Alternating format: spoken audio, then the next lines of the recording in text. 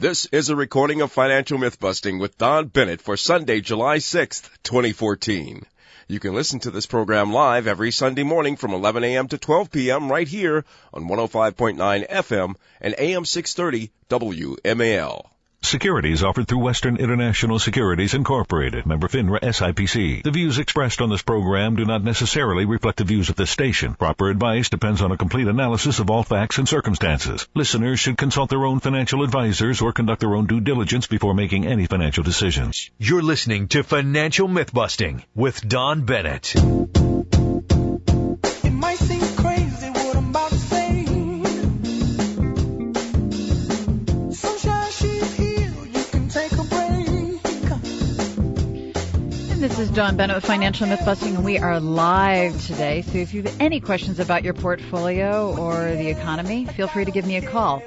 And if you can't call, you can always become a fan of Financial Mythbusting or email us like us on Facebook at Financial Mythbusting, or follow us on Twitter at Dawn Bennett FMB on Twitter, or you can do the old-fashioned thing and just email us. And just go to BennettGroupFinancial.com and click on the Contact Us in the upper right-hand corner of the page. And I will try to answer you in this show or an up-and-coming show, or I will just call you personally to make sure that you get the answer.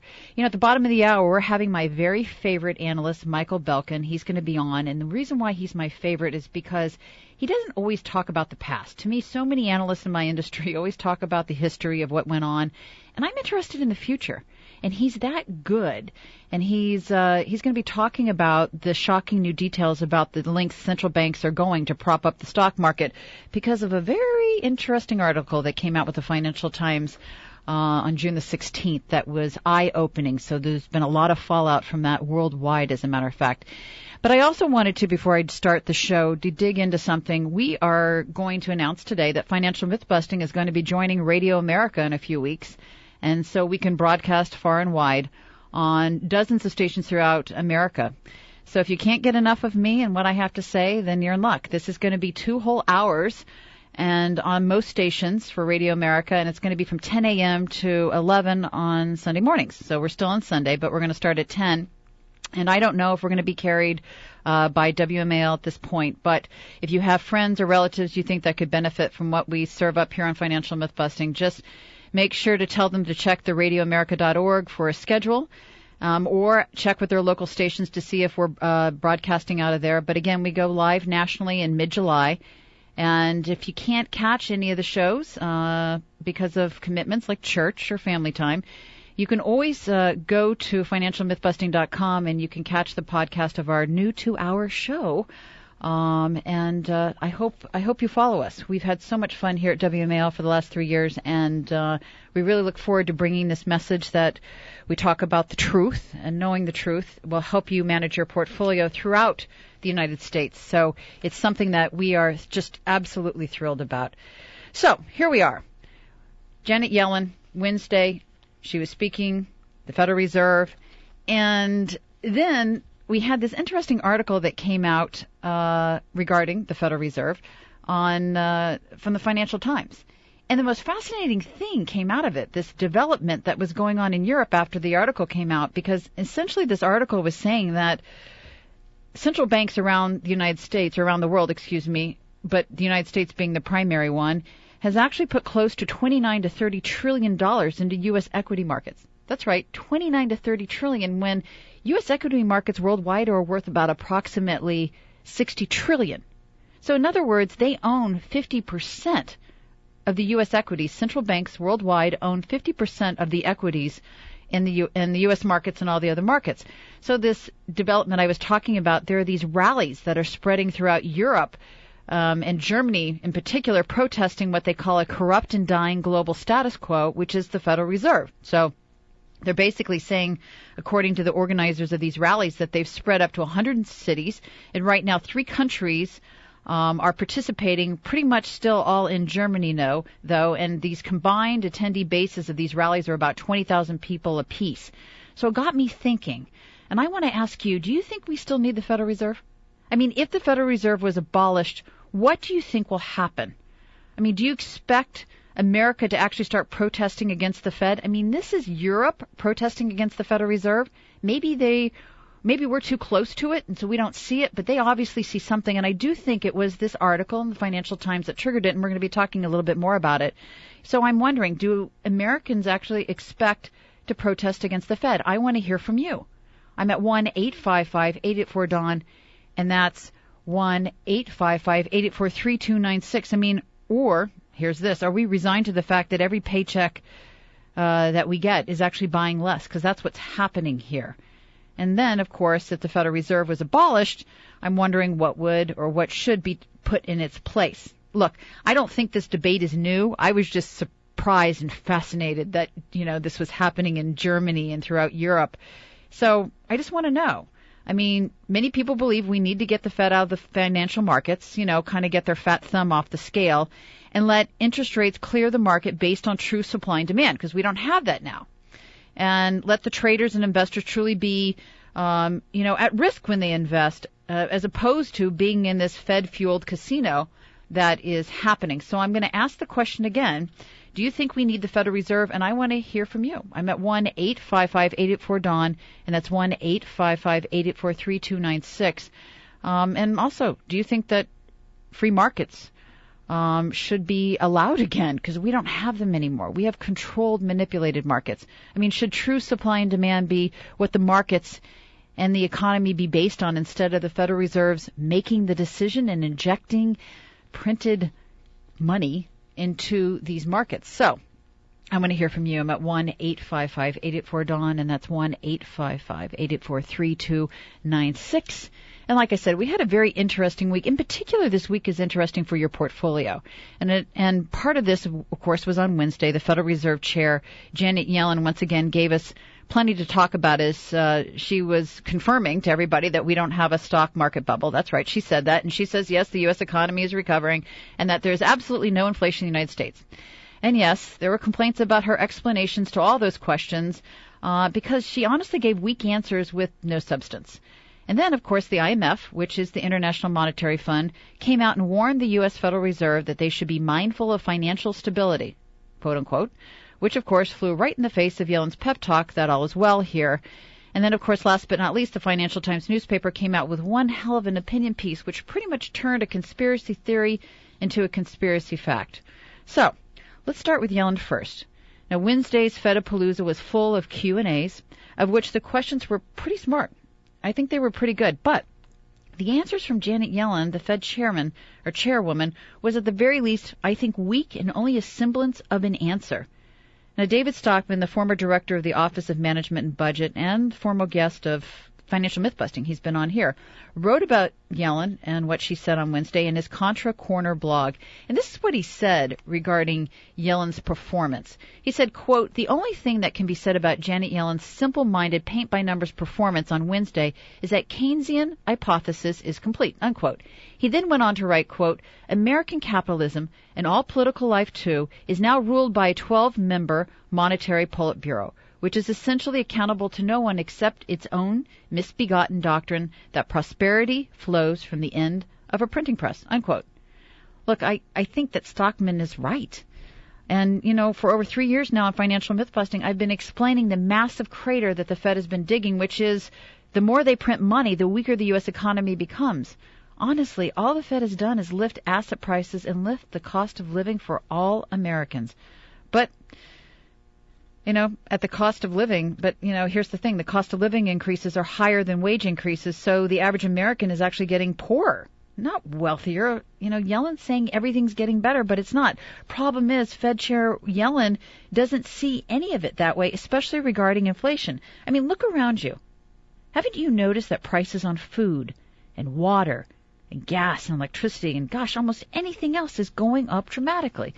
Yellen wants us all to disregard what we are seeing in our daily lives, and she wants us to believe that inflation is completely under control.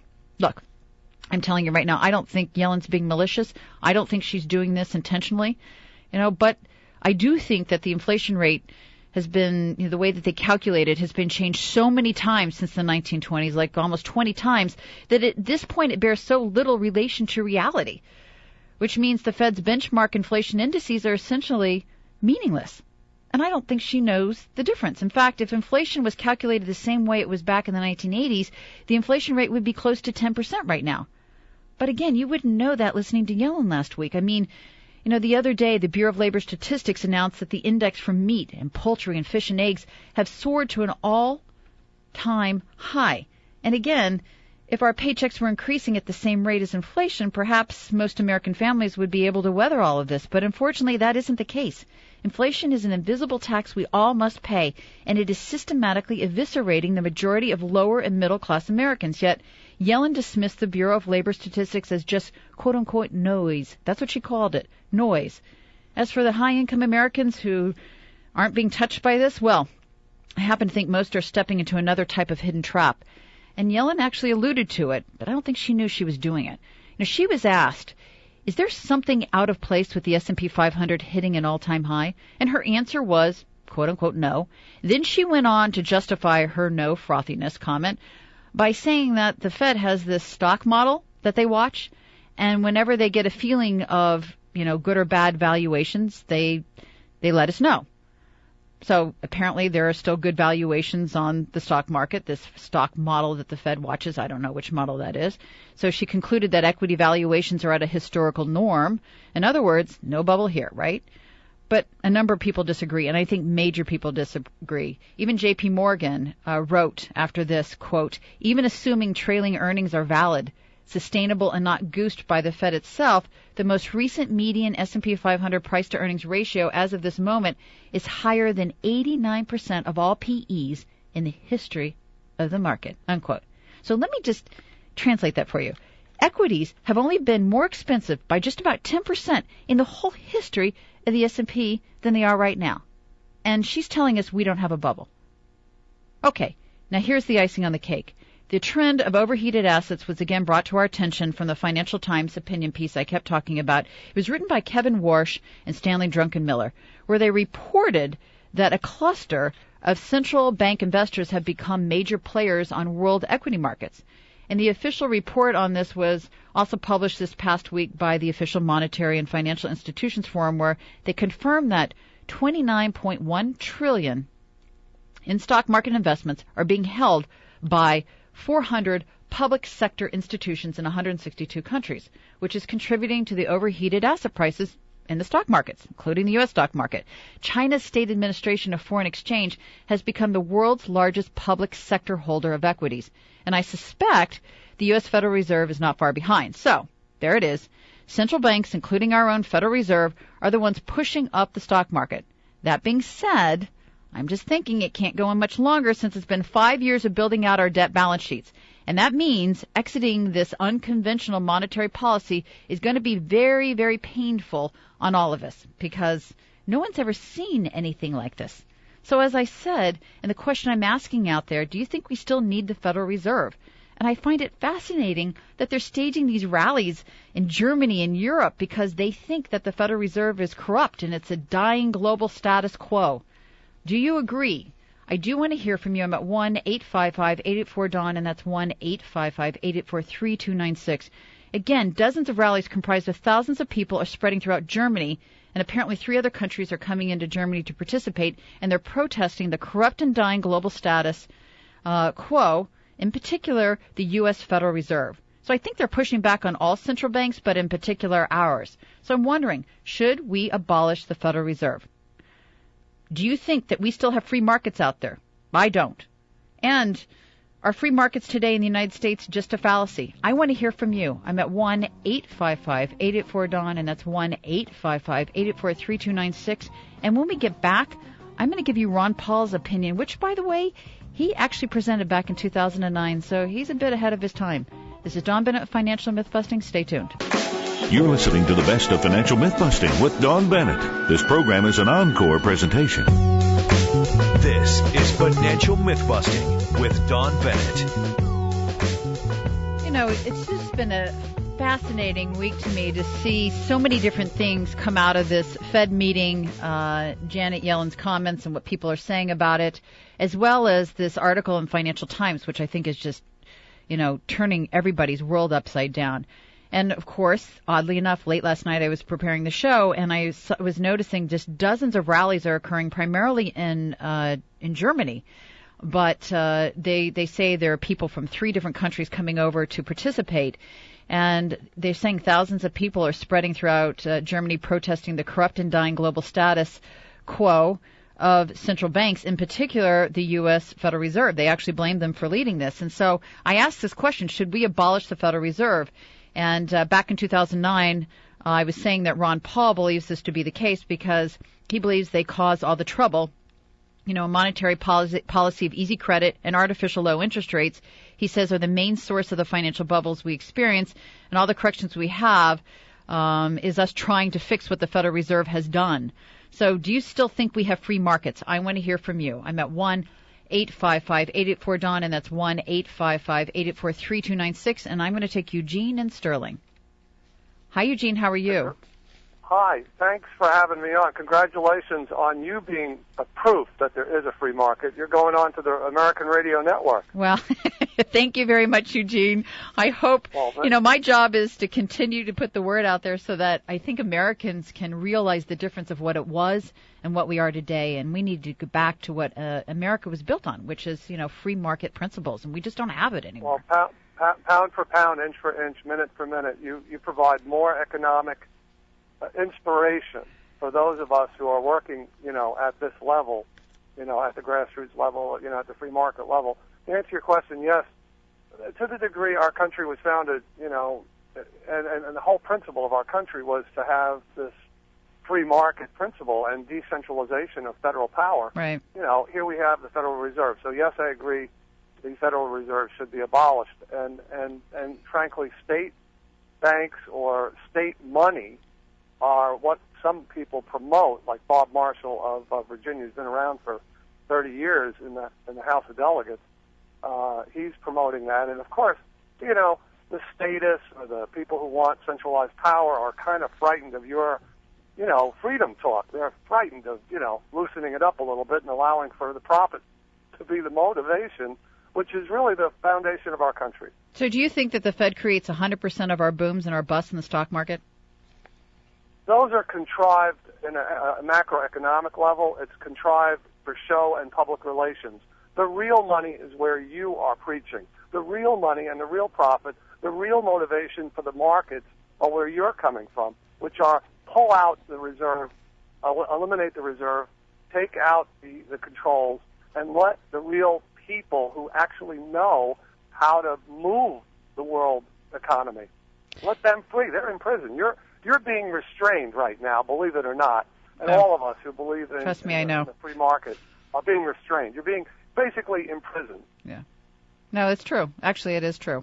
Without going into too much detail, but we are feeling that. Here's the thing. I just think the Federal Reserve is systematically impoverishing the American people because they don't acknowledge what's going on. They're not acknowledging inflation. They're not acknowledging that our paychecks are buying less. And I just wonder, are the American people just going to sit back and take it? I mean, isn't it ironic that people in Europe are seeing this better than we are? And I'm wondering if these rallies will actually make their way to America. Only if you talk about it. I mean, you have to understand, we have to go outside the country to get information that really doesn't get covered by the local media. So for your vision of what you see for the world is actually the vision, the real vision, the actual correct view of the economic model.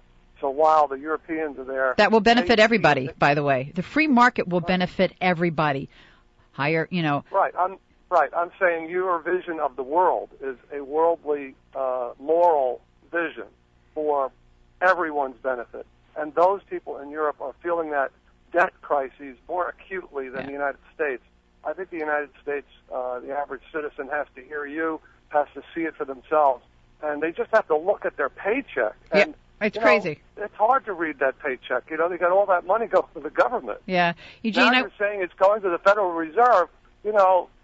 It's kind of like an obtuse or, it's not very understandable, but they have to understand the economic principles to comprehend what you're talking about. You're absolutely right. Eugene, thanks for calling in.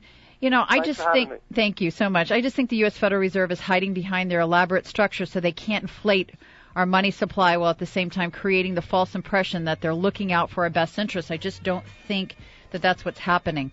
You know, the Federal Reserve System is the primary reason why our currency has declined in value tremendously, and our national debt has gotten, more than 5,000 times larger over the past 100 years because of them.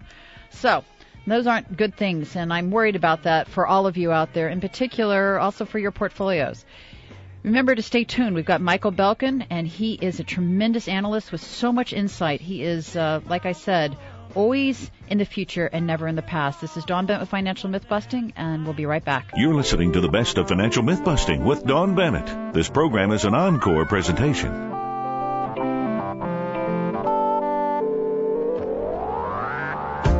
This is Financial Mythbusting with Dawn Bennett. So my very favorite analyst, Michael Belkin, is here. Now, Michael's an institutional and hedge fund consultant, as well as the publisher of my preferred weekly reading, The Belkin Report. Now, one of my favorite sections in Michael's weekly Belkin Report is a portion dedicated to what he calls press clips. And in this section, he highlights what the world press is seeing and hearing in the financial universe. This past week, that section was about central bank manipulation, with the focus on the Financial Times June 16, 2014 piece about how central banks and institutions have poured close to $29.1 trillion into equities, including gold. And this is where I want to start today. Michael, welcome back to Financial Mythbusting. Hey, thanks for having me, Don. So to my mind, this past week went from a conspiracy theory, and then it became a conspiracy fact when the Financial Times reported that a cluster of central bank investors had become major players in the world equity market, investing an estimated 29 to 30 trillion in equities. And so I'm wondering, I was just thinking about this, since the world equity markets are about 60 trillion, does that mean, and I'm hoping I'm thinking about this correctly, that the Federal Reserve and other central banks own nearly 50% of all stocks worldwide? I mean, do you see it that way? It's pretty crazy, isn't it? Yeah, I think that number is kind of a generalization. Nobody knows for sure. It's a report that came out that the FT got a hold of. Yeah. Actually it's kind of ironic. Some of these guys are actually my clients. Some of the sovereign wealth funds around the world, and I'm telling them to sell. But they are undeniably a factor, beneath the surface, and they have been for a while. Like the Norwegian Wealth Fund, owns like 1 or 2% of all the stocks in the world, and the Chinese Wealth Fund is gigantic. But I just think it's an example of the greater fool theory. At the top of every bubble, somebody comes along. The Japanese bought Pebble Beach golf course at the top of their bubble. And it turned out to be a disaster and a bad investment. There's one other thing in this week's report on this subject. Corporations, in this week's Thursday's FT on the cover story, I don't have the exact number in front of me, but it's several $100 billion. Corporations are borrowing money and buying back their own shares. So that's another. Right, that was quarter, another factor. I saw yeah, that. It's like that's right. $300 billion, $300 billion. That's huge. That's like billions of dollars every day of companies. And it's a huge number. I haven't quantified this yet, but I think it's equivalent to all the earnings that the S&P 500 companies made in the first quarter. So basically they're pouring all their money into buying their own shares to prop up their stock at the top of a bubble so that they, CEOs can reward themselves with stock options and keep the price up. It's a pretty strange, warped world we live in, where the stock market has become, like a lever in a cage that a rat can push, to feed itself, sugar water or cocaine or something, and they'll just keep pushing the lever until their bodies blow up, basically, I think. So who is the central bank going to sell to if they want out? I mean, how does a central bank successfully exit this unconventional monetary policy? A very good question. Who will they be selling to? Right. So I think in the long term, it's obviously both the central bank buying and the corporate buying is obviously bearish long term. It seems ridiculous at the moment. It seems like the market will never go down. Right. But if stocks fall 40, 30, 40, 50%. So on the other side of this equation really is public confidence in the market. And I think that public confidence in the market, that, this is Yellen, Janet Yellen, she's doing everything to squeeze people into equities and to keep them positive. All her public comments, you know, in her press conference this week, they're designed to, you know, smiley face, here's the grandma telling you to buy stocks, it's okay. You know, how can you resist the siren appealing call? to your emotions. Yeah, but once that, you know, I'm convinced that once the public perception of risk in the market changes, public selling can overwhelm all of these other forces that we're talking about. And in fact, the psychology of central bankers and the psychology of corporations can turn on a dime too, you know. So, ultimately, now, we've been waiting for this dime for 5 years. What dime is it going to be? So what I'm telling, the way to play this, there are great ways. You know, I'm not saying there's going to be a crash, you know, on Monday morning or something like that. Ultimately, I think the market's going down big, and that we're at the top of a bubble. But the way to play this, you know, for my institutional clients, there's been this huge shift into defensive sectors. So institutional portfolio managers are getting defensive beneath the surface of this market. For instance, the consumer discretionary sector, which led the rally for the last since 2009, is down on the year, with the S&P up 6 or 7% or something. And that's the biggest holdings of hedge funds. So the things that are outperforming are utilities, energy, consumer staples, things like that. So there's this strange movement into defensive and out of cyclical. And for your listeners, what's really starting to work is gold. Yeah. So gold mining companies, the GDX, the two things that I recommend for individual investors are GDX and GDXJ. Those are ETFs of gold mining companies. GDX is major, GDX is minor. And they really took off this last week, and it's something I've been recommending for a while here, but let's see. GDX is up on the week. It's up 22% on the year. On the week, up 7%. And GDXJ is up 32% on the year. So the gains that you can get from gold mining, inflation plays, and also it's not just inflation, it's an anti-central bank asset. When gold rallies, it's a thumbs down on what central banks are doing. It's a vote of no confidence in the monetary policies of the Federal Reserve and the ECB and the Bank of Japan and the Bank of China and every other central bank in the world. So when gold rallies, it's basically saying, you are wrong, we don't trust you. And I think it's just starting. You know, I think that gold mining companies are the place to be. They're leading everything else this year.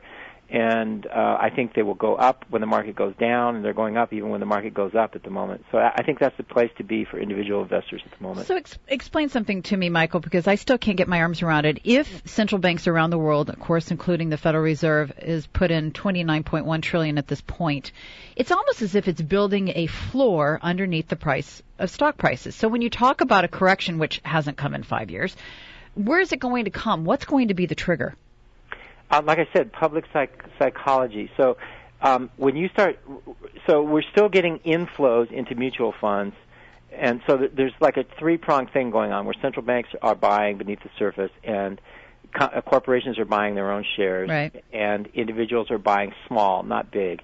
I think that when the individual selling starts, and basically you can't make the market go up when the economy goes down. And we have this illusion of economic strength, but actually corporate earnings were down in the first quarter, and maybe they'll be up a little bit in the second quarter. But the economic expansions, you know, trees don't grow to the sky, and basically the global economy is beginning to contract. China is in a big mess. Emerging markets that sell stuff to China, everything's sort of beginning to shrink. You know, we have wars going on around, obviously, in a couple places and around the world, in Iraq and the Middle East. The price of oil is rising. These are all negative events for the economy, and I think corporations will begin to announce weaker results and losses. And, you know, I'm nervous about retailers. You know, retailers are down on the year. We have a lot of kind of teetering retail companies, you know, the primary, residents of malls in this country, Sears and JCPenney and all these big chain, big box chain stores, as well as a lot of specialty retailers. So I'm expecting sort of bankruptcies and kind of shock, not an overwhelming crash at first, but just a wave of weaker economic news and corporate earnings, and then people wake up and say, like, what am I doing in the stock market here? The earnings are trading at 17 times earnings. The more long-term average is more like 13, 14. And when earnings start declining, there's really no room for error in them. And so we're talking about a change in psychology. Obviously, it hasn't happened yet. No. But I'm telling you, institutional investors are going defensive beneath the surface, and the gold mining, the rally in gold stocks and gold shares and gold itself is saying, something funny is going on and we don't trust it. Yeah, I think last week was a turning point. Let me ask you something. If the Dow and the S&P are priced where they are because of unnatural buying, what do you think they would be trading at on their own today? Well, the best answer for that is the stock market went down 50% in the last two recessions.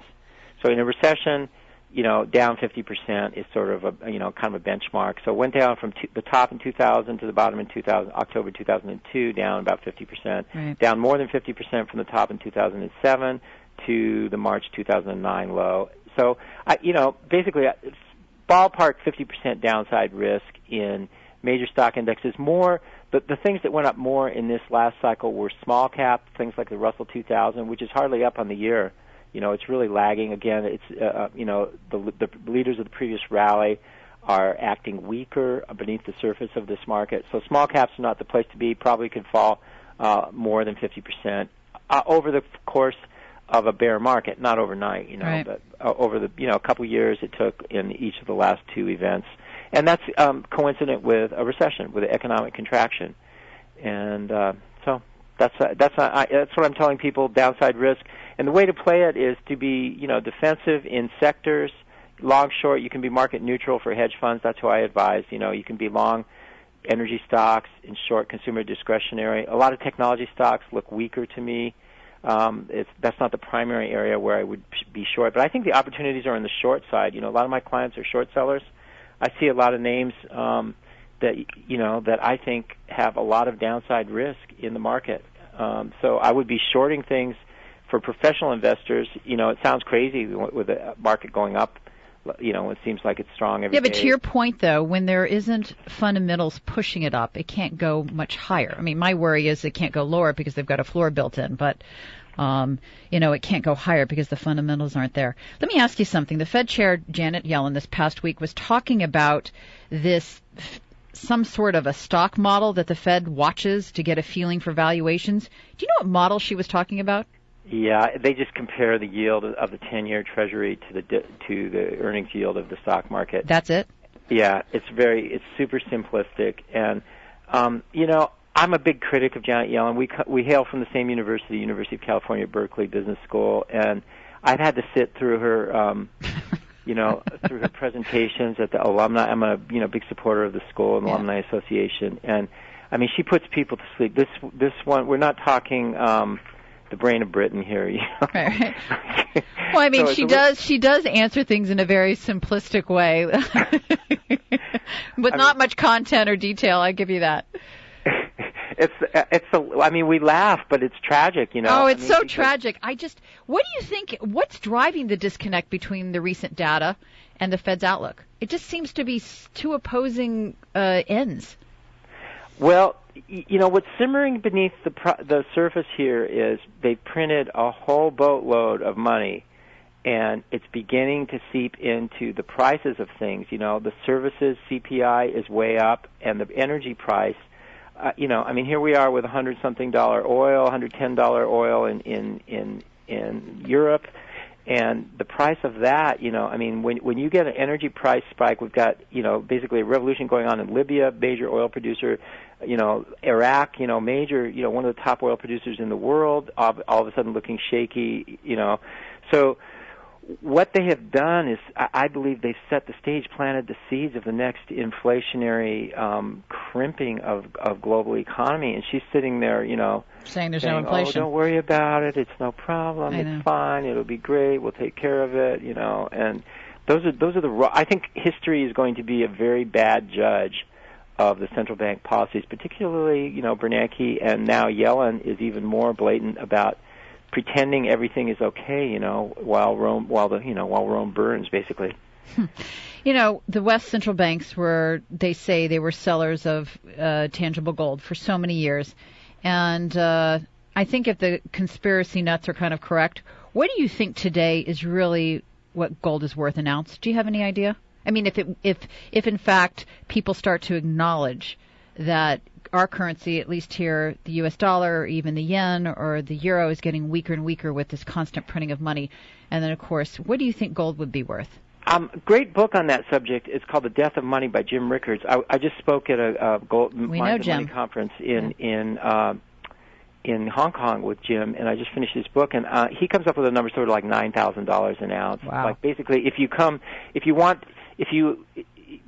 you try to balance the amount of money printing that they've done using the measure he used was M1 or M2 or a combination of something, just to get, if you wanted to go back on a gold standard, basically do you see us heading to a gold standard?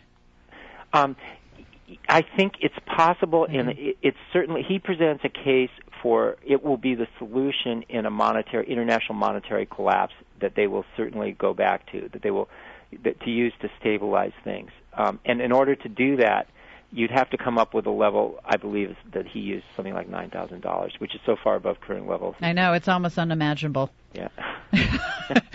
But, look how quickly things are correcting. We seem to be going right side up pretty fast, at least if last week was an indicator. Michael, we've got 1 minute left. I want you to tell people how they could actually get the Belkin report. It's such an amazing report. My staff and I just eat it up every time it comes in every week. Well, it's institutional.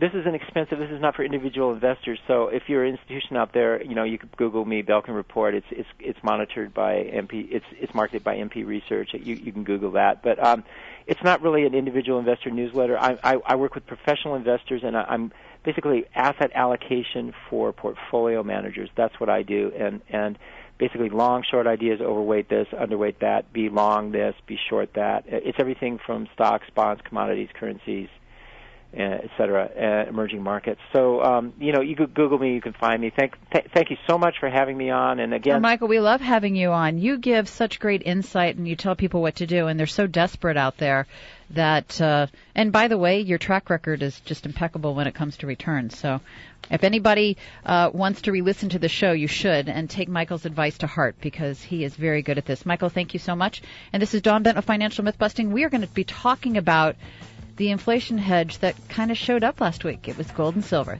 Until then. This is Financial Mythbusting with Dawn Bennett. So like I said, last week was very fascinating, I think, to a lot of people, and including your portfolio. And one of the things that really came out strong, and Michael Belkin was talking about this, is gold and silver is actually becoming an inflation hedge. There's this interesting dynamic that took place in the financial markets across the board, but gold and silver really saw some substantial buying interest. I mean, gold went up approximately 3% for the week, and silver hit a 3-month high of 5.92% for the week, if you can believe that. So it's obvious to us that inflation is picking up some considerable steam. And, welcome to the outcome of the mispriced and manipulated markets of the central banks. This is what's going to happen. So you need to think of it this way. If the West Central banks have very little gold right now, and they still have this ability to print, which is going to debase the currency, it's going to cause inflation. And then all of a sudden they're going to be wanting to buy gold. So think about what the price would be. Just think about it. We're at 1,300 and change right now. And even Michael was saying that James Rickard, who's been on the show, says, if we didn't have any manipulation going on in the markets, gold would be like at $9,000 an ounce. So I hope this revelation really sinks in for you mentally. And if not, call me or email me next week. I always talk to everybody who calls in. You've just been beaten over the head for at least the last 2 or 3 years to either sell your gold and silver by the media or potentially your financial advisors. And I'm just saying, don't buy into it. It's been a psychological operation aimed at your finances through your emotions. And I'm hoping it hasn't worked. But if it has, then your job is to unwork it. Stand strong, buy more, and buy for the first time if you haven't done it. Look, we're 100% correct about this, and nothing should get between you and your insurance policy. And if you want to hear more about this in person from me, we actually are having another seminar on July the 31st, and that's Thursday at the Ritz-Carlton. And all you need to do is RSVP and give me a call at 866-286-2268, or you can email us, your SVP, at info@BennettGroupFinancial.com. And again, it's at 7 p.m. on Thursday, July the 31st, and we're going to be talking about what asset classes will be working in this new economic era that we are stepping into. And again, I'll say this one more time. We're actually going to be going to Radio America, and we're going into syndication. So we're going to be on dozens of stations throughout America, and it's going to be going from a 1-hour show to a 2-hour show. It's going to be from 10 a.m. to noon on Sunday mornings. And I don't know if we're going to be on WMAL, or the station that we are broadcasting through for you, but make sure you check radioamerica.org for the local stations that you can listen to. And as we go live nationally in mid-July, if you can't listen live, you can always catch the podcast of our 2-hour show on financialmythbusting.com. And we even have all the articles that we talk about, that actually get in print each week. And you know what? To everybody out there, you should be asking WMAL if they, want to keep the show, because we are actually in the middle of negotiations with them. And it would be nice to be able to continue to broadcast to the Washington, D.C. area, my home. So thanks so much for listening to Financial Mythbusting. And remember, this is all I've got. This is Dawn Bennett with Financial Mythbusting, where politics and the economy intersect.